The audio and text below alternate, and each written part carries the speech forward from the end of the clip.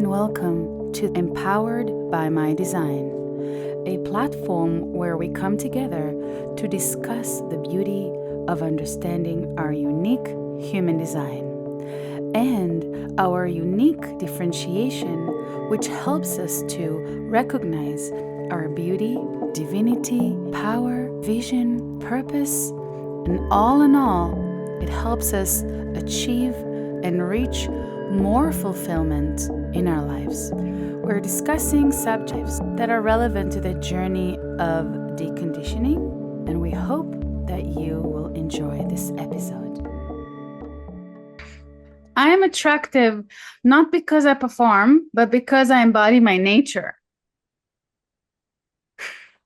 I love that.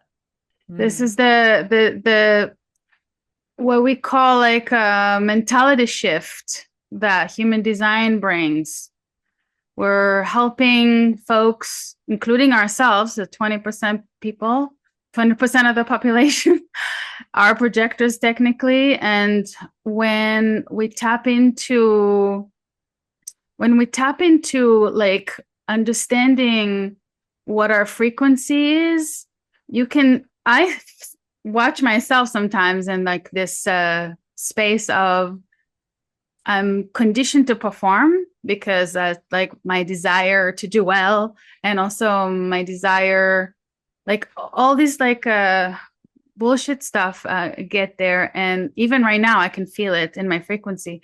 But then all I have to do is neutralize that by surrendering to my nature and be like, oh my God, it's such bullshit. Performing is bullshit.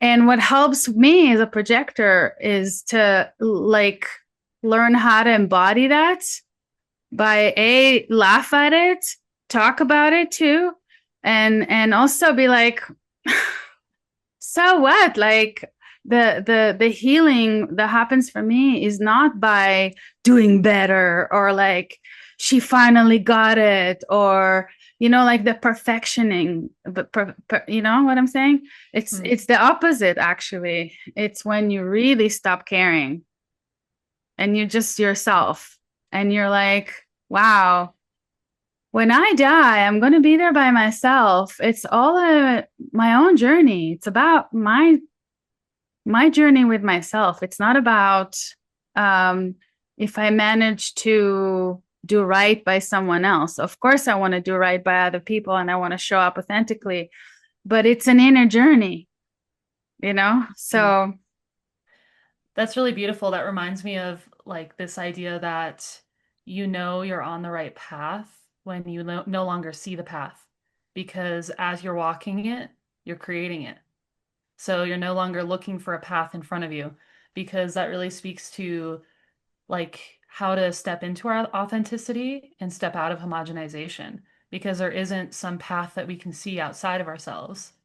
If we seek it and we go looking for it, we're just looking for someone else's path. So as soon as the path itself disappears and you realize that each step you make is creating the path, that's some it's kind deep, of a profound image that's in my very head right deep. now. It's super deep. Oh God. Wow, that is very deep. Yeah, I really appreciate hearing this right now because it actually resonates very deeply for me with my work, with my journey. I don't know, like I'm a very logical person. You could see that in my chart, but I just sometimes feel that when I go too much into the logic and into like being this person on this path, like this idea, it stresses me out, A. And B, I also feel like again, it's like this performance. Hmm. Like you end up, oh my God, this is so insane. It's so insane. Like when I imagine that image in my head, I see this dark void, and like we're just as we're stepping, there's this like wall of like color and like nature and like the path, our environment. And it's like this wall that's walking with us, creating and painting the picture of our environment as you walk into the void, so that when you look back behind you, you can see this beautiful path. But when you look forward, it's this void. And I like that imagery because I'm also very logical and I love thinking, thinking, thinking. I have a very busy mind. So it's easy to try to construct the image in front of me, the fantasy of like, this is what my path looks like.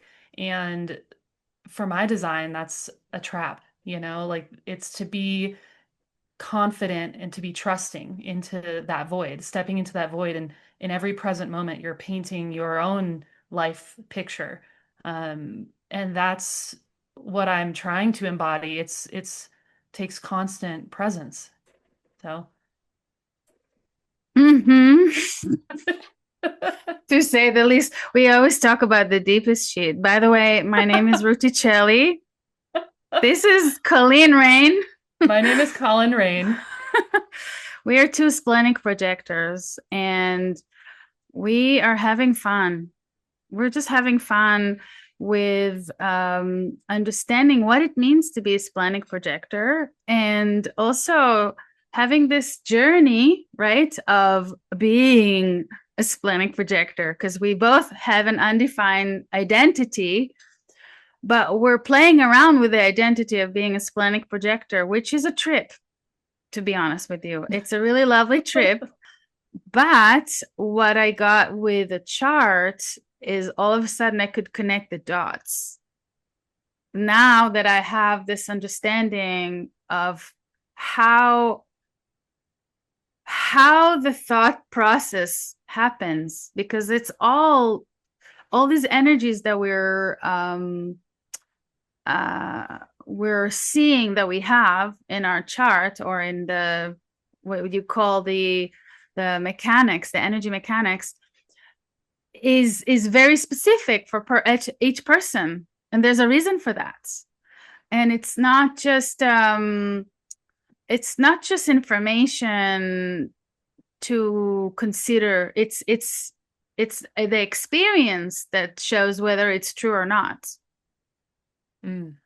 For me, and that's what I'm finding as a 1-3, because that's a establisher of knowledge and truth, right? The 1-3 really needs to constantly investigate for the purpose of establishing if something is real or not, you know. Right. And Like you can have mental concepts, but there is no embodiment of the concepts unless you take it into real time yeah, and you experience it. yeah, Yeah, yeah. and absolutely. and there's so much trust that is needed in the process, so fucking much trust. I mean, first of all, to be splenic and trust yourself, it almost is like a two, there's a contradiction here, because the mind always wants to control. So when the mind tries to control, it almost seems like going against the mind is crazy, but that's almost what you have to do, because you have to really trust your spleen. To really trust the spleen is to go against the mind, Mm, for me. absolutely. And like for my design, it was very much about like trust for me because I struggled to trust myself before because I didn't understand what was happening mechanically, my interaction with others, especially moments where things didn't go so well, where I didn't experience a very successful interaction. Mm-hmm. And I didn't understand what was happening like to me and in the interaction. Mm-hmm. So I couldn't trust myself because there's so much openness in my design Mm-hmm. that I didn't totally feel like myself. I had many Mm-hmm. situations where I walked away like that was not like something I would have chosen to do. Like it felt completely out of control and out of choice because I had no awareness of where I end and the other person began. Mm-hmm. So having human design as a mental concept helped me paint a picture and put words to like how to describe that, like where I end and the other person begins and how Mm-hmm. we're, integrating together because when you're with someone, you become one and that can be really confusing, especially when it comes to trust. Being a splenic being, it's very easy for someone else to kind of take the lead with Mm-hmm. decision makings, especially having a completely open G. They would take the lead with their identity, and it's this is the way I am now. Like I am this way with this other person because they're this way. And I just would identify with that. And so I have been many people in my life. I look back and I have been many versions of, myself, or you could even say other people, just Mm-hmm. taking that in and thinking it's my own. So it was very confusing for me. I found it very hard to trust that I was even making a decision for myself.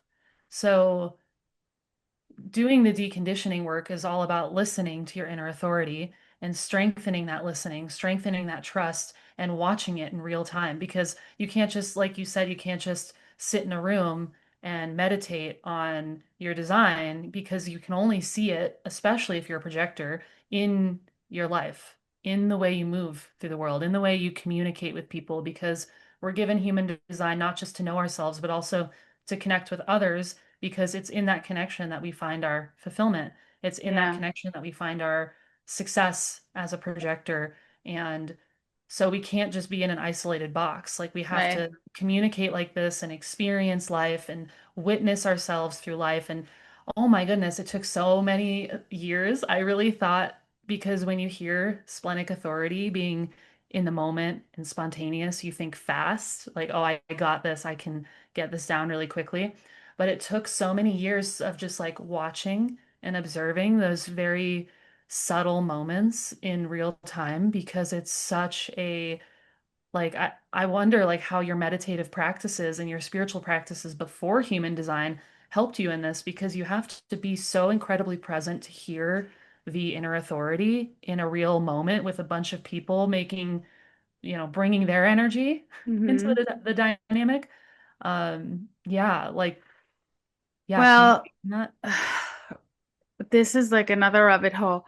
Um, it's just that the the journey for me, um, for many, many years, I felt like there is a way to feel free that fits all. You know, there's like a you're meant to just follow the enlightened instructions, which yeah, I know that the enlightened instructions came from many different individuals, not just one, but they're always these people attained their freedom in to some capacity. They had to surrender to their own nature. Even their teacher probably affected them, and they had to go through their own process of getting to freedom on their own. And then when they're teaching that to you, you still have to neutralize them too, because we constantly have to come back to our own natural way, no matter who is our teacher. Mm, So meditation for me now, after human design, is bringing this knowing, because I didn't have this knowing before I really thought that I'm supposed to follow someone else's technique to attain freedom. And now I realize that I'm the only person who can liberate me, mm, that's you know? beautiful. Oof, yeah, that's beautiful. I absolutely love meditation after finding human design because it changed the way I move through it. I love what you say about having a teacher, having a master, having a guru, and not idealizing them as the one that gives you your enlightenment, but that they're guiding you toward your own, like helping you find your own path toward your own alignment. And I see human design this way. Like we are given our design, we're given our chart, and we can look at it and we can see it as like it's just telling us how to be, or we can look at it as an opportunity to experiment with different things to get to our own path, to get Mm-hmm. to our own state of presence and state of alignment, and we have to interact with it just the same way. And so, meditation after finding human design, I changed the way that I meditate. I used to try to focus on my body. I would focus on my breathing, I would feel into my body. And that was extremely challenging. I had a lot of blocks and a lot of challenges getting into my body because now I've seen that I'm a non-energy type with no defined motors. And so what's consistent for me is actually very visual. It is Mhm. kind of in the head. So I came up with a visualization technique that I walk through where I visualize a very creative interpretation of my centers. And I actually go through my centers in my body graph and release I release whatever is being held there, the conditioning, the overwhelm, the experience I'm feeling in my physical body, and I release it and I move through one at a time, starting with the root. And I've got different visuals. I don't just look at the shapes, the body graph shapes. I've got metaphors that represent each center. And then I work my way all the way up to the head center. And then I sit I see myself sitting. I become an observer in the back seat, seeing myself sitting. And for me, it's a large meadow, like on a pillow in a large meadow. And I just sit there blankly and I just breathe. And I don't even notice my breathing. I don't notice any feelings in my body after that. I just become totally porous. And for me, it's kind of a deconditioning meditation, like Mhm. a way of just releasing and getting to that state of presence. And it takes time to go through that visualization. And it's such an important tool. Like, I'm really trying my best to do this every day because I do really see that this could be something that you can do in the present moment of your life, like wherever you are. You could be in the car, you could be, careful driving. You could be in a store or at a dinner with friends, and you could just take a moment to do this exercise with yourself. And that's how it works for me. Like everyone is different, right? And like even with your sound healing experience, like Mhm. that kind of cut through my whole process, my whole visualization technique, and you just got right to that state of presence with this experience of music. So I think there's many ways to get to that state, but it's that state of alignment with your design that is the really, really pure like raw, natural way of being that all of these masters and teachers talk about getting to Yeah. for themselves, but each person has to get to it for themselves. So Mhm. human design offers an extremely differentiated map for a person to follow themselves. Yeah. And this is what we need in this day and age. We need a visual, we need a very individual system that lets you take it into your own hands as an individual being. This is what people are seeking and asking for right Mhm. now. Mhm. Mhm. So this is what I needed, and I'm Mm. excited to share it. Mm. So good. So good to hear it. Yes. Yes, yes, yes to everything. It's the time is now.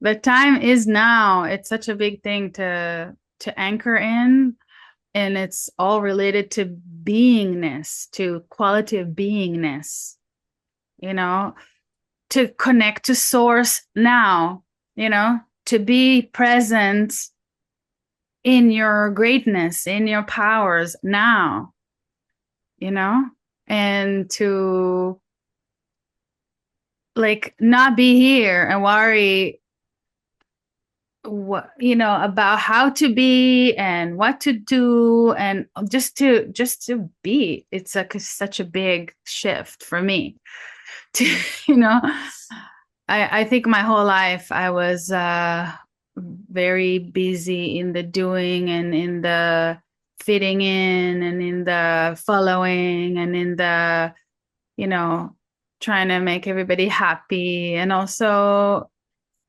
you know trying to make sense. A lot of my learning of life, like my learning of how to be and how to relate, it was obviously intuitive from the beginning because we're born intuitive. And even before you're a splenic projector, you're already an intuitive person.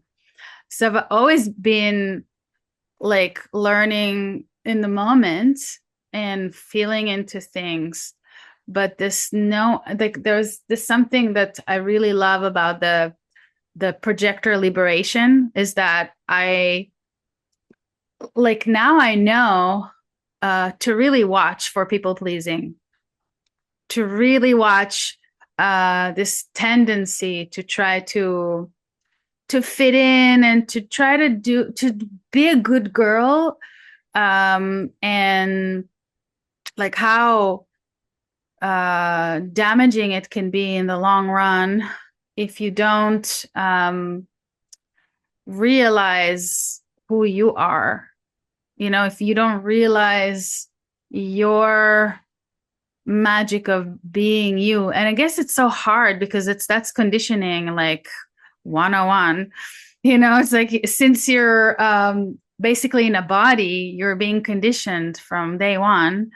And there's no, unless you're born to very conscious parents, um, you're you're basically on a journey that hopefully, you know, you're gonna make it through, so to speak, you know, because if you don't really have awareness around you, then you're left to the mercy of the universe or whatever, like you're manifesting with your lack of awareness. And then one day you may get to a point where you start to connect the dots to the fact that you actually have a unique sacred geometry to you. And you actually, if you recognize who you are, if you're, you know, Osho, by the way, Osho was born self-realized, a very young age. I don't remember the exact age, but he was, as soon as he was able to speak, he was able to express that he wanted people to respect his needs. Like he would, instead of going to school, he would go hang out in the field. You know, he would just hang out with the cows and just basically be asked to be left alone. And it's, you know, in his autobiography, you can read about that. He talks about it. Amazing. He was very clear from a very young age that he did not want to be messed with. And he said that he got himself into a lot of trouble because of the way he spoke, because he had this self-realization in his speech, you know. And it's so fascinating to read about him because this is like the most like real projector you can ever get. Like this is a perfect example of what it means to be self-realized as a projector. And he had no idea. I don't think he had much knowledge about human design, maybe in the last few years of his life, because human design was started to be shared at the late 80s and he passed in 91. So possibly, but I don't really think so. Which means that he really embodies and demonstrates the potential of what can happen when you work towards self-realization. And I believe that before in his past life, he arrived there, that was like where he was at. So that's why when he was born, his next life, he had a certain level of awareness, you know, that he already was aware of. And the story says, I think he became fully enlightened at 19 years old. And he started to be invited to speak publicly right after. You know, like recognized and invited and compensated and everything from a very young age. And when Osho speak, oh my gosh, it's like, it is so penetrating. And it's either you are open to the penetration because you recognize the power in the words, or you cannot handle it. With Osho, it's very clear. There's two clear sides. There's people that really cannot handle listening to him, and then there's people that are grateful for his guidance. You know, and he was born self-realized.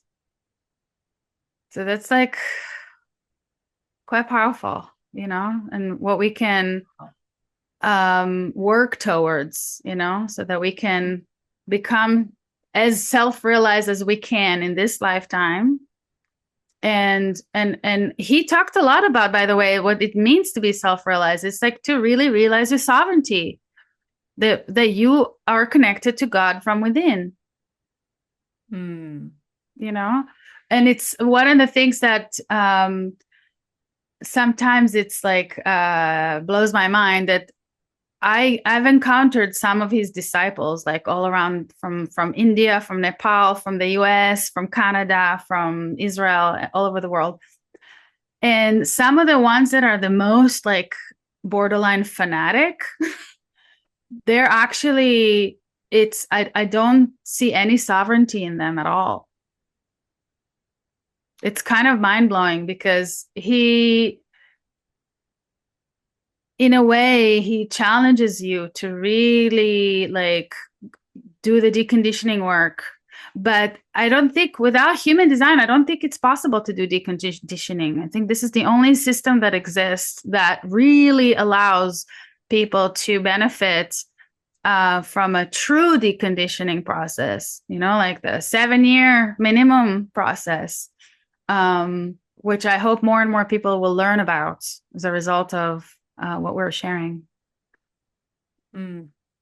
This is such a beautiful topic, and Osho is such a brilliant example of the potential that projectors can have when we understand what conditioning does to us Mm-hmm. and we choose to be authentic over homogenized. You Mm-hmm. know, like he encountered, like you said, many challenges, and he just maintained his own self-realization through the challenges and the feedback. He was ready, you know, to walk through life confidently as himself. And like, it's such a beautiful example. And like now we have this opportunity as well, but we're just sifting through all of the conditioning and homogenizing to fit in.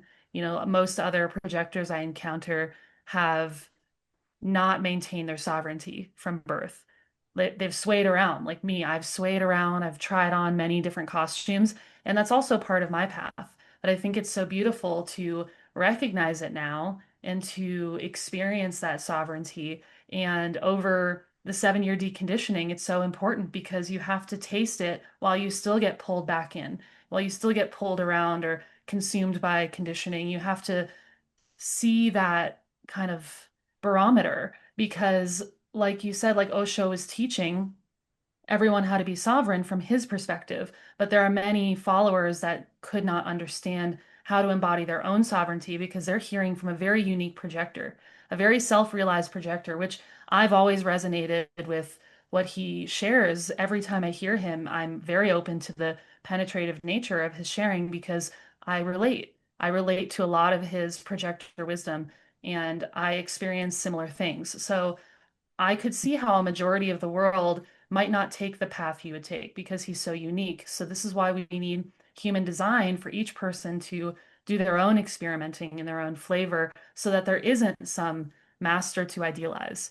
Right. Whereas like these examples, like Osho shares his own like channeled wisdom and his channeled truth that is a flavor of him. And it's so beautiful to look at his design and to listen to him because it's a taste of that design, of that Mm-hmm. person, of what that potential is to be fully embodied in your truth.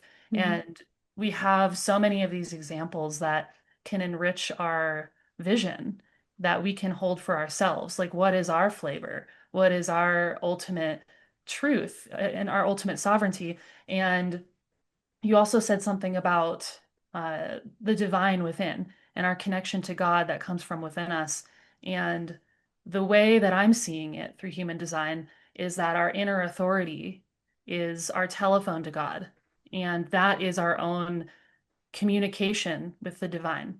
And it's not just our divinity, like our design and our inner definition is not just divinity, it's also a connection with the totality of the divine. And that's how we keep moving in these pieces that come together to create the collective and the entire, you know, universe. It's like we are all these little energetic pieces, and the more that we align, the more that we are energetically moving correctly as this kind of idea of oneness, right? So I'm seeing embodying our design as a very spiritual practice of getting in touch with your own divinity, your own consciousness of that Mm-hmm. and communication with the God entity.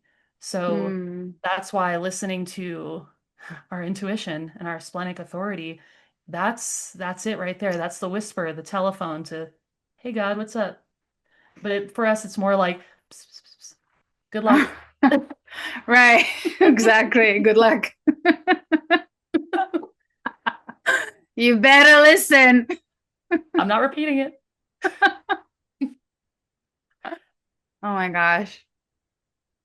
It's just, it's so funny though, like in a way, when you think about it, like it's awesome. It's awesome that we even know this.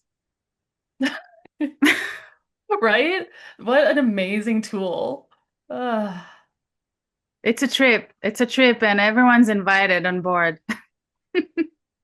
Everyone's invited to join. This is exactly why we are starting this platform. We are Exactly. starting this platform empowered by my design so that we can hold space for others to be invited into this experiment and to communicate with others who are actively experimenting because it's that communication that we need. And have fun realizing who you are. Have fun exploring who you are.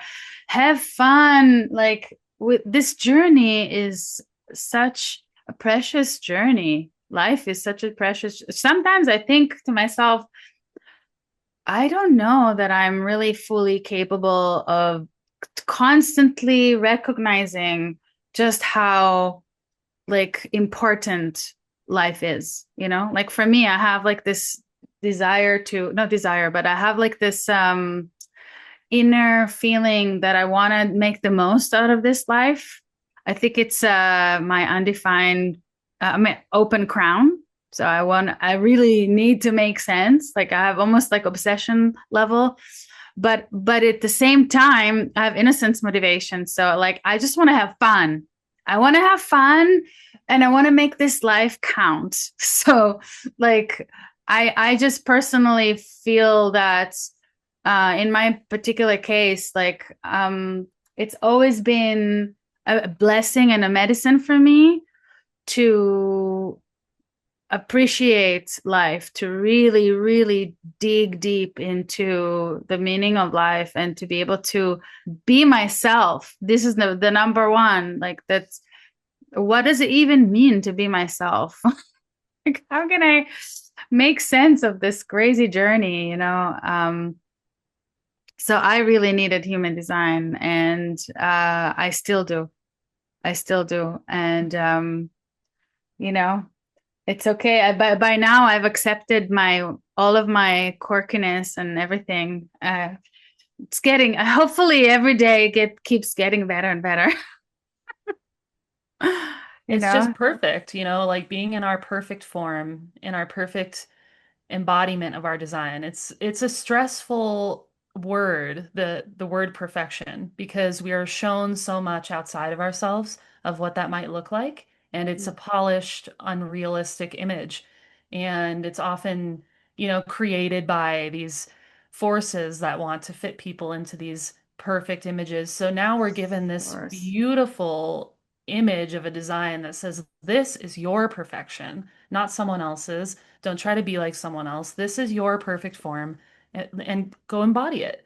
And so, yeah, it's such a gift to have this and also a gift to engage with other friends that are working on their own design because we need that. We need to recognize each other's designs and reflect back to each other what our strengths are, what our gifts are, because that's the mirror holding up Mm-hmm. that perfection to each other. So I'm really It grateful. it's a game changer. It's just a game changer. And also when you know someone else's design, it's like there's there's so much yumminess and juiciness in being able to uh have this understanding of the other person's nature so you don't have to second guess it and there's just more awareness altogether. We're bringing a very high level awareness, and that can be new to a lot of people. That Mm. can be uncomfortable because it requires to be kind of present and kind of I'm joking, of course. I mean, you have to be fully present, but Mhm. it's just a different level of living, you know. It's much more conscious, much more present, much more mindful, much more taking accountability, much more being responsible. You know, like it's requires a lot of tough inner work with yourself. You Mhm. know, in a way, you know, I believe that everybody has the potential to recognize that not only are they capable of being present and evolving and really learning who they are, is it makes life better. It's just it's more fun. It's the Absolutely. conversations are more fun, more meaningful. Our relationships are more fun, more meaningful. It's like there's more fulfillment. Mhm. Yeah, it might seem uncomfortable at the start and it might seem challenging at the start, but it's so worth it and everything gets so much easier and more flowing. The greater challenge is to continue forward with your old patterns and to keep repeating them because I used to be in so much resistance and so much suffering in my being. You know, on the outside, I might have looked like I was thriving, but on the inside, I was just screaming. Hmm. And so it's worth it to go through the critique and the mirror to see yourself and to go through that. And yeah, it's uncomfortable at first. You have to let go of a lot. You have to let go of things you thought you wanted to be, ways you thought you wanted to be, and to really surrender to your truth. And Mm-hmm. that's extremely uncomfortable for a lot of people, especially to be seen for Mm-hmm. the truth is very Oh yeah. uncomfortable. But seeing, for me, seeing someone's truth is an act of love. I don't ever come from a place of critique in a negative way. I only ever look at someone's designs, seeing the perfection and how much Mm-hmm. I love and am excited to see this person embody their truth, regardless of what it is, with all of the, maybe there's some aspects that you consider positive or negative. I don't see it that way. I just see someone's design as who they truly are. And that can feel uncomfortable for another person, but for me, that's love. That's how I want to be loved, and that's how I want to love other people. And Mm-hmm. now I have the tool for it. Before, I just was confused. I was very confused. I would intuitively sense things about people, but I couldn't tell if it was about them or me. And now I have this gift of like releasing myself to really see and be present for someone. Yeah. And I this think is the only way to embody. yeah, I'm just reflecting on like realizing that we're not really taught how to love. We're not. I mean, what sometimes I see out there in the, you know, in the media or what I'm kind of feeling into the collective, I see a lot of conditioning, a lot of programming, a lot of expectations, a lot of comparison and setting standards to be to fit into these standards. That's what I'm seeing a lot. Mhm. And to me, the language of love, um, it goes really deep beyond the superficial, beyond Oh, yeah. anything that is conditional. I mean, the real love, of course, you know, like everyone is free to define love for themselves, but I'm going to, my truth is all about, you know, just seeing things in from a place of true experience, number one. So I'm really speaking my truth from experience, but it's also from like seeing what works and what doesn't work. Because in my relationships, my most loving relationships, I find that they really they just love my frequency, not because I'm proving myself, not because I've done something to deserve it. It's because they actually recognize my frequency for its uniqueness and they love it. you know, that just as simple as that. It's like, because I believe that we're all lovable. I believe that we're all like so like capable of tapping into our purity in a way, and like to our potential. And when I say purity, I mean it's like your purest form or your purest potential, I should say. You know, like I Mhm. believe that um if the consciousness of I'm you, you're me, you know, like that kind of like that ability to recognize unity consciousness, if that's true, then that means that everybody else is like me. And if I see myself to be beautiful and pure and worthy and magical, then everybody else is too. Mm. That's so beautiful. You're bringing up this like point of non-duality that I absolutely love, especially for the open G. Just the beauty of these separate beings coming together as one, as this like seeing yourself reflected in another person, and how Mm. beautiful that can be, that you just become this oneness and this porosity of energy weaving through all of us. And we can only really come to that oneness from our own special puzzle piece, because I think that's where a lot of these practices that are out there that talk about oneness, they say we're all the same. Let's all dissolve into the same. And from a human design perspective, we're saying, oh, we're all different and we fit all together perfectly Mm. because of our difference. And that's how we become, you know, this I see myself in the other and they see me and we become one. And I think this is such an interesting, this is a journey for me with my Open G and this process of defining love, because this has been an obsession for me in my lifetime. And I had so much conditioning on what you were just saying, like the physical reality, right? Like the physical body, like sex leads to love, relationships, bargains, commitments that are based off of trust over time and interaction over time. All of these things, these models that were set up of what relationships looked like. And that's how you find love. Uh, Not being taught how to love yourself and how to open up to the love in the universe. I grew up without spirituality. So I'm on a journey of finding that right now, like opening myself up to a spiritual love.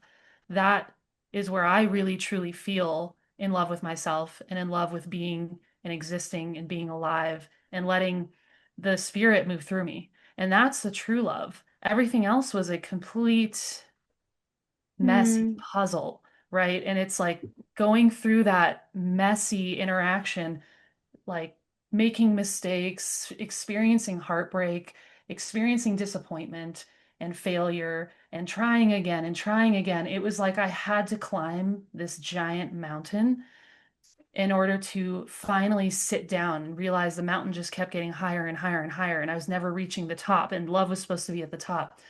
And it was only when I finally sat down and closed my eyes and stopped trying to find the perfect love that I was actually able to open up to the love that was always there. And I had to go through that journey of struggle and hardship to realize that it was always within. And it's this divine Mm. spiritual love that is the truth of love. And this is something that, like, this is something we get with human design. This is something we get, through many avenues of life. Everyone loves differently, right? But I see that it's so different from what the world says. Like love is so different from what you hear. You have to just experience it. Exactly. Exactly. Love is the most juicy thing. And that's why also empowered by my design has this juicy feeling to it. When I say juicy, I mean it's so delicious, it's so yummy, it's so Projector like sweetness. yeah, it and it's like life. It's the magic of life. Life is I'm just kind of constantly being reminded of what it gives me when I have gratitude for life, and so empowered by my design gives this like it invites the space, like, because we really are learning the value of what it means to enjoy being ourselves.